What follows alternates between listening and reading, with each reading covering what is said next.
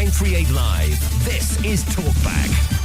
When was the last time you found yourself getting angry at a civil servant who could not give you what you wanted? So what did you do in response? Think about that. Law and Foreign Affairs Minister K. Shanmugam has reminded Singaporeans that civil servants actually try to do their best to serve the public.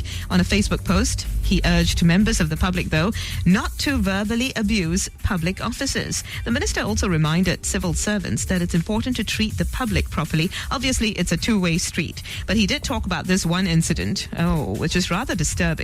This is what a man did when he could not get what he wanted, okay? He went to the Legal Aid Bureau and he threatened officers at the bureau after being turned down for aid because he just did not meet the minimum requirements. The man had sought the bureau's help in starting divorce proceedings against his wife, but he did not qualify for legal aid because he had been married for less than 3 years. Of course, this got him agitated. He started smoking and burning forms in the bureau. He also threatened to smash the office with a hammer and burn it down. That would leave me afraid for my life. I mean, this is rather extreme, right? Of course, he was arrested before he could actually carry out his threats. So why do members of the public have such short tempers when it comes to dealing with civil service officers? We're generalizing here, I realize. Many of us have good manners and we would never do anything like that or even remotely close if we couldn't get what we wanted. There are other ways of dealing with it. But what has your experience been in having to deal with frontline members of the civil service? Perhaps you could give us some good or some bad experiences as well. We understand that the civil service officers too need to be able to handle such situations better. If you can't give the member of the public what he needs or wants, perhaps there needs to be a script of sorts, in order to placate the person in spite of the fact that he can't get exactly what he wants from you. Now, if you work in the civil service or know someone who does, give us an idea of the types of difficult situations you face on a daily basis. And of course, you should call us on 669-11938 or talk to us on Facebook, official 938 Live. No verbal abuse, please.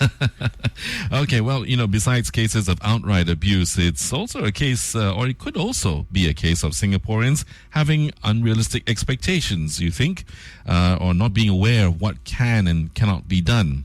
Now, when Minister of State Sam Tan was Senior Parliamentary Secretary of Foreign Affairs, he spoke of strange Singaporean requests made to the ministry's overseas missions, the MFA. And he recalled how a Singaporean had once sought MFA's assistance to persuade his foreign girlfriend to expedite her divorce proceedings so that he could marry her. Now, this is almost funny. Yeah, absolutely. What more can be done to better manage expectations and better inform Singaporeans what they should expect and what they cannot expect, especially from frontline members of the civil service and the public service? So what are your expectations of the civil service? And what would you do if your expectations weren't met? Share your thoughts with us on 669-11938. We certainly would love to hear from you this Friday morning. Also, some might say that the government's frontline officers really need to be helped in order to build up greater confidence and better capabilities as well to deal with difficult situations. Perhaps they need more help in identifying and managing possibly difficult and abusive Singaporeans. Also, be empowered to make some decisions. So if I can't give you this, at least let me look into it and see if there are other options, other ways I can help you. Absolutely. So that type of approach might help. It's all in the service recovery, you see. In the studio, joining us today are the experts, because I'm no expert. We've called in Sammy Madolka. He is Managing Director of ORC International and Senior Director of ORC International. Martin Anso joins us as well. Now, they do market research solutions that are related to things like customer equity, employee engagement, and a few other things. So let's see what things we can learn from the private sector that could possibly help civil servants deal with such situations, and give us some hints also in terms of understanding the Singaporean customer behavior. First, let's look at the expectations of both the frontline public servants as well as the service staff in general. To what extent do you think Singaporeans have unrealistic expectations? Sami, let's start with you. I think expectations tend to be contextual. So, when I land at Changi Airport, for instance, I'm back home within like 20 minutes. Now that sets a very high expectation where, if there's a taxi queue at Changi, I get really frustrated even waiting for 5 minutes. So it's all contextual, and with the kind of systems and processes and we have here in Singapore, which are to a large extent almost flawless. Any small flaw then creates a big issue. But should we continue feeding those high expectations, or people perhaps should just grow up and realize that it's not always going to be nice and peachy? Martin? I think, that's definitely true that it's not always the case. We've done studies comparing Singaporeans with other countries, and definitely Singaporeans are a lot more difficult to please. This is even looking at service sectors, banks, insurance, restaurants, Singaporeans are... But should we be apologetic about this? For having high expectations, should we be apologetic? No, I don't think. People would say no. Never in any public or private, you'd never want to try to lower those expectations. Setting realistic expectations, and I think, Andre, you're definitely quite right. Often it's very important to be very clear about what a service department cannot do. Right. Because otherwise, like the case of the legal aid thing, if it was very clear about kind of even before you come in the office, this is the requirements that need to be met, a lot of those issues could be dealt with before the person even came in there. Okay, so how can this be done? Through what channels? So some of it is sort of providing sort of multiple communication networks as well. So some of it is sort of public communication, some of it maybe through websites, because often, a civil servant will just see one aspect of the role that they're playing. They're sitting in the office, they're in a call centre managing calls, but they don't know maybe that the member of the public, that's just one of the ways that they've been trying to deal with their problem. Whether it's dealing with some, a situation they're very upset with, this fellow trying to initiate divorce proceedings, the particular civil servant is just one part of that journey. And they're oblivious to what the person has already gone through. So it's a matter of then communicating at lots of different points. If you're trying to do this, here's what you should be doing. Here's what we can help you with at this point. Here's what we can't help you with at this point. I've also heard that customers actually just want you to be empathetic, to at least pretend to be empathetic, and then they get, okay, I understand there are limitations as to what you can do, and that might placate them enough to just... It's a bit of empathy, and it's a bit of understanding their needs as well. We all talk about understanding consumer needs, but it's a bit tricky. For instance, I give the airport example again. You see people waiting at the baggage belt, and if you observe them, you would want to believe that they'd want their bags to reach them faster, so you'd work towards instantly by magic. Yes, and but is that the consumer need? Maybe not. Maybe the consumer need is simply catering to the anxiety whether the bags have landed at the destination in the first place at all. And if we were to communicate that to them right away quickly, maybe they won't mind waiting an extra minute. Oh, okay. So it's about, it's about reassurance, essentially. It's about reassurance. Whereas on the face of it, it might seem like a need for a speedy delivery of the bag. And you work very hard to deliver it 30 seconds earlier, but yet not relieve the anxiety. Well, that's so true. My own personal experience, half the time I'm looking out at the carousel and think, is my bag there? Absolutely. Yeah. But sometimes everyone else's bag has arrived and yours hasn't. So those kinds of things happen too. Yeah. But here's the thing, Martin, you said, well, certainly customers should not be expected to lower their expectations. But shouldn't we all also have the maturity to realize that not everything is going to be perfect all the time? It won't always be perfect, but sometimes even when you look at situations where things aren't perfect. In one case, the author Malcolm Gladwell talked about a case for medical mistakes. People had gone into hospital and had something really bad happen to them as a result of a mistake made by a doctor. So these are quite bad situations. That can be life-threatening. Exactly. And very emotional, but the people's reactions to how that was handled was also a lot in the hands of what the doctor, or in this case the civil servant, did.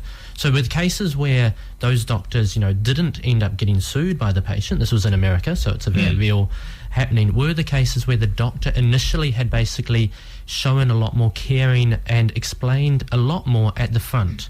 Right. Said things, like, okay, so I'm going to explain what I need from you, then I'll ask you some questions. Or they were sort of active listeners. But the cases where people who had bad things happened and got very angry, sued, had a very negative reaction, were those cases where the doctor hadn't shown that empathy. There, you see, that is the key, right? Right. To have some sympathy, empathy, look at least like you are trying to help me.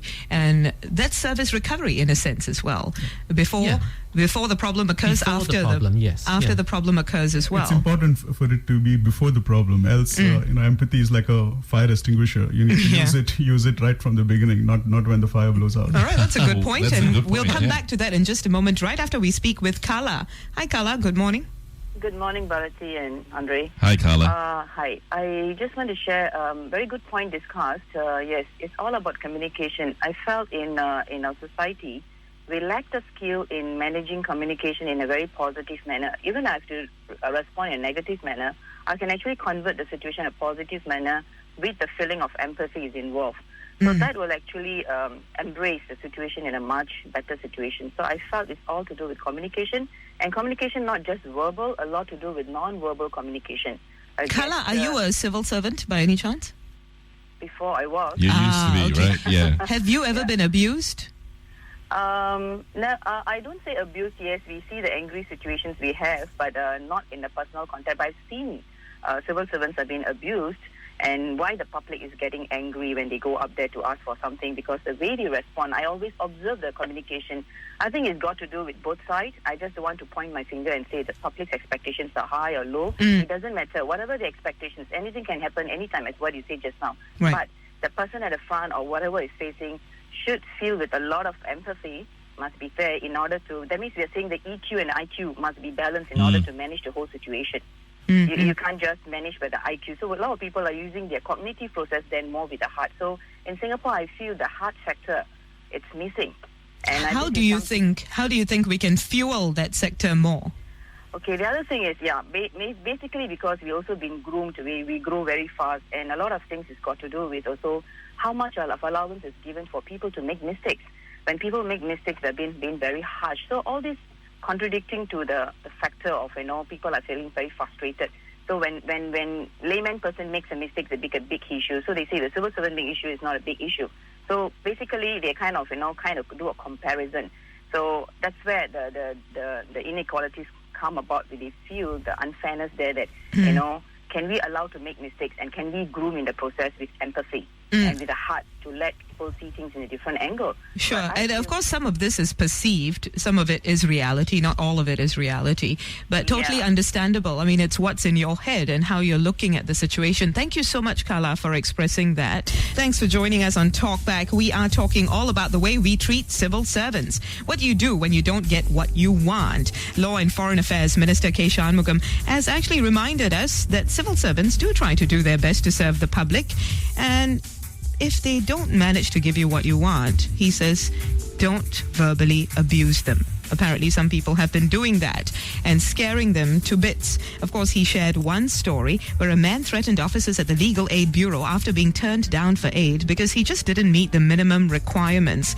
And then he started smoking and burning forms in the bureau. He threatened to smash the office with a hammer and to burn it down as well. Of course, he was arrested before he could carry out his threats. What do you think? What can be done in order to manage such situations better? How would you like public officers to treat you so that you can reciprocate as well? And even if you don't get what you want, is there any excuse to behave in this manner? Miss Lee joining us now. Hi, Miss Lee. Good morning. Hi, morning. Well, I have this experience is the minister has to know that in a lot of government agencies, like even the traffic police, when we go there and renew or change our driving license, the frontline counter is only having one officer there to man the whole day. So we have to wait there like for 1 hour or more. So my turn, I asked the officer that why is it that there are so few officers today, and she just giving me that look. It's like somebody on leave or something, and they don't bother. So you people just wait. And I think a lot of time it's not really the staff. And I think it's an organization. It's a planning, If you don't have enough staff and you know that the queue is so long, you should have another officer or so, to man the counter. Another thing is traffic police is a very strange building. When you go there, you can't allow to even park there. So it's a funny organization altogether. So all in all, you add up the experience that our public encounter is like we are very, it's like, we are not happy with the kind of treatment after all. So it all adds up. Yeah, okay. Thank you so much for expressing that. So from parking woes to problems with a shortage of personnel, not being told nicely, perhaps even that, I'm sorry, ma'am, that you have to wait. It sounded to me like she said that the woman or the policewoman or the man at the counter just gave her a look and said, you're going to have to wait, So perhaps that could have been handled better. And then there are, of course, the parking woes that she mentioned later on. How to deal with situations like that? We just talked about Singaporeans' high expectations, that those are warranted because we're used to it. This is what we're good for, at being efficient. Yet, when it falls below expectations, what then? Sami? I think I look at it from three different angles. And the first one, what we tell our clients, have a strategic intent. Realize why your business exists, what it means to customers, and what you're going to do about customer service. And that strategic intent needs to be communicated to all employees, and so that they imbibe that same culture. It's easier said than done. It's a big process in itself. We talked about, Martin talked about communication. So internal communication as well is as important as external communication, isn't it? Absolutely. So the second one was external communication, and third one is just the interaction, which in this case, as you rightly pointed out, could have been better handled or diffused in a way by showing a bit more empathy, by understanding the person's needs and so on. So, but that being said, there needs to be some realization from us as well that it's not a very perfect world all the time. In this particular case, it just reminds me of my experience trying to renew my driving license in New Jersey about 5-6 years back. I had to wait in line for 4 hours. Wow. 4 hours. 4 hours? Yeah. Okay. People here can't even wait for an hour. And I'll tell you that from personal experience. I start to get really upset. I would say that when you have to wait, you do wait. I see long queues at good food courts and food stalls. I'm not one of those people. I go for the shortest queue, so totally different. But of course, we do have the others who do. And some who do get upset, especially if it's a case of you have no choice but to wait because you absolutely need that service from some government agency. And we are talking here also about things that are related to government policies. Sometimes the frontline officers really can't do much about it if you don't meet minimum requirements for a subsidy, for instance, so on and so forth. So how do we handle more complicated issues like those? And can civil servants perhaps be empowered to do a little bit more, even if government policy requirements state that you can't be helped under those circumstances? We'll see how those situations can be diffused when we continue on Talkback. Now, Law and Foreign Affairs Minister K. Shanmugam has reminded Singaporeans that civil servants try to do their best to serve the public. In a Facebook post, Mr. Shanmugam urged members of the public, though, not to verbally abuse public officers and reminded civil servants that it's important to treat the public properly as well. So clearly it's a two-way street, but why do some members of the public have such short tempers when it comes to dealing with civil service officers? Can civil service officers themselves do better when it comes to customer service? Call us on 669-11938. We're joined this morning by Sami Medolka. He is Managing Director of ORC International and also joined by Senior Director of ORC International, Martin Anzo. Thank you guys for joining us. Now, earlier we were talking about how some things that apply in the private sector may not apply in the public sector. In the public sector here, we're talking about government policies. And oftentimes, a government policy is a government policy. Like in the case we mentioned earlier, these are the minimum requirements. How can frontline officers possibly be flexible with that, Martin? That's really quite right. I mean, there are very clear differences between private sector where often the maxim, do what it takes to make the customer happy applies and makes good business sense within certain constraints. But in the public sector, obviously that can invite a level of corruption which in any country, let alone Singapore, we definitely don't want. Yeah, because if the frontline officers are flexible, what exactly does that mean, right? Yeah, so you still need not necessarily flexibility, but you need alternatives within that. So like you said, for the case where you don't meet a minimum requirement, rather than telling a person a straight no, I can't help you, which just is going to get them very angry. No one likes to be told no. It's important to also then say, what are the alternatives? Because it doesn't take much imagination to know that if someone can't be helped due to the requirements, they're going to want to know what else can be done. Yeah. So as well as sort of managing those expectations like we talked about earlier, what can be done to manage those very high expectations, part of it is clearly setting out early in the process what are the alternatives. Not leading people down a false path of thinking, oh, okay, maybe I can help you. Don't lead them on either. No, don't lead them on. But it's very clearly, telling them what can be the alternative as well. Because no one, then you don't have to keep telling the person no. I mean, it's had the case, you probably had it if you're on the MRT, and there's often someone on the phone calling up the service centre maybe for a telephone company and getting quite angry. There's nothing like being on a crowded MRT with someone shouting into their service. phone. Yes. And this was a case, just a person saying, my bill, this was a bill problem. But obviously the customer service person just kept saying, I can't help you, I can't help you. Yeah. But it can be very easily dealt with if you say, okay, so I can't help you right now maybe, but here's what I can do for you. Instead. Yes. So give them alternatives and be honest with them as well. Yes, be very honest, because And I think people want to be clear. If you're very clear and open and you give, an honest alternatives, it shows that you're caring, which is a lot about what we talked about. So that's the thing, you see, the frontline officers need to be empowered to at least have these customer service strategies when dealing with all these various members of the public. Also, members of the public, even if you don't get what you want, really, it's no justification for abuse, right? I would say that. I wonder how you feel about this. Call us on 669-11938. Mr. Law joining us now. Hi, Mr. Law. Good morning. Good morning. Yes, sir. What do you think? Yes, I sympathize with some of the government department and agencies because they too face manpower shortage. Yes. One officer had told me that he dare not reprimand one of the subordinates because he or she may not turn up tomorrow.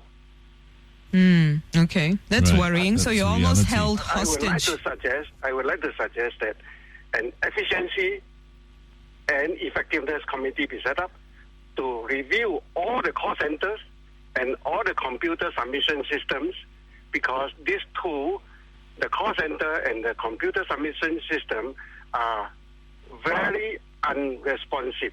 That usually drives me up the wall. And most public are also experiencing the same thing. And this is the biggest mismanagement of the civil service. Thank you very much for expressing that, Mr. Lee. I also want to hear, or rather Mr. Law. Mr. Law, I yeah. also want to hear from Alex now. Hi, Alex. Good morning. Hi, good morning. Good morning, Alex. Alex, you're on the air. Please go ahead and express yourself. Yeah, let me turn on the radio. I'm confused. Okay, why don't you clear up that confusion, and while you're doing that, we'll speak with Mr. Lee. Hi, Mr. Lee. Good morning. Apparently we've lost Mr. Lee. Alex, you ready for us now? Yes. Okay, go ahead. Well, Minister needs to understand that there is no central agency for pursuit of excellence, service excellence in the civil service. So even across, I mean, there are some civil service that are very good. They have a lot of heavy focus on customer service, like the FTB, CPF, HDB. They have a heavy emphasis on service quality. So seldom people get complaint about them. But across all the civil service agency, there is a big disparity in the focus, which leads to inevitably there's a very difference in the service quality. Like just now, the caller mentioned the traffic police. We can gauge the civil service versus the private sector. Why is the private sector doing so well? Like M1, Citibank, the local banks, all these, they're doing very well. Why? Because Some might disagree, but okay. Yes, go ahead. yeah, because because they emphasize on the service quality, because the customer satisfaction, brings them more revenue. But civil service, there is no central authority to impose on them. Hey, we need to look to, serve the public better. Right, I see what you mean. However, I think that it is the responsibility of the government of the day to make sure that all your interactions with government departments are pleasant. Because ultimately, a lot is riding on this. I mean, we've got elections to ensure that the government and government agencies should take these things more seriously. So let's talk about that. Perhaps there could be some room for improvement. Many would say there is definitely room for improvement. What's your advice to frontline officers, to the people who manage frontline officers as well, in terms of developing some customer service strategies that could help them when it comes to dealing with different groups of the public? Sami? Yeah, I mean, just before I address that, the comparison between private and public, as one of your callers, so this, the deal with the private sector is that in many of these businesses, the risks that they are at are quite minimal. So, for instance, I know of a hotel general manager who's asked his staff that every guest should walk out of his hotel very, very happy and satisfied, and they can do anything up to the point of waiving off the entire check of the room stay and food and everything. So right from the person at the concierge to the general manager, they are allowed to empowered to do that. So the risk for that is very minimal, $200-300, $500 for a stay. But you can't do this in the public sector, right? And you can't be giving money away. This is taxpayers' money we're talking about. The responsibilities are totally different. And then the risks are also different. The risks are different by different departments, which could be partly one of the reasons to explain why some departments are ahead of the curve on customer service and others are not, because there's so much that they can do in terms of flexibility. So what is your advice in terms of developing those strategies, considering some of the constraints in the public sector? Sure. One of the key things we've seen, this is again from our private sector clients at ORC, is the alignment between sort of internal performance measures, their internal KPIs, and what matters to customers, in this case members of the public. There was one story I had, it was quite silly, from one of our clients, where they had an internal KPI around every call from a customer had to be settled within 10 minutes.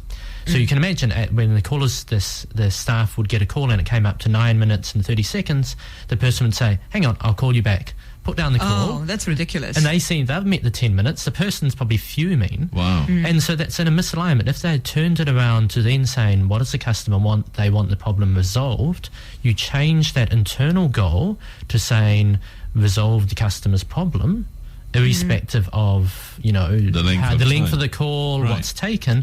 Then you very easily change how well you serve the customers without requiring a bigger policy overhaul or anything like that, which is very difficult. And these sort of changes are much more at the level of middle management that can be done.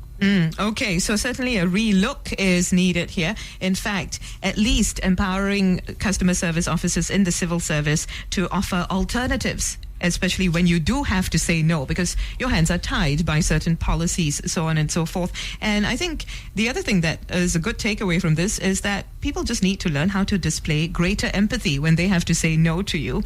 Also, individuals, customers like us, need to also have a sense of empathy and understand that, yes, sometimes... We need to have a customer service day. We have a Mother's Day. We have a Father's Day. We have to celebrate a day for the frontline service staff as well. Yeah, so we need to empathize with them as well as customers. If you have more to say about this, please continue talking to us on Facebook, Official 938 Live. Many thanks for your phone calls today. Thanks also to Sami Medolka and Martin Anzo of ORC International for joining us today.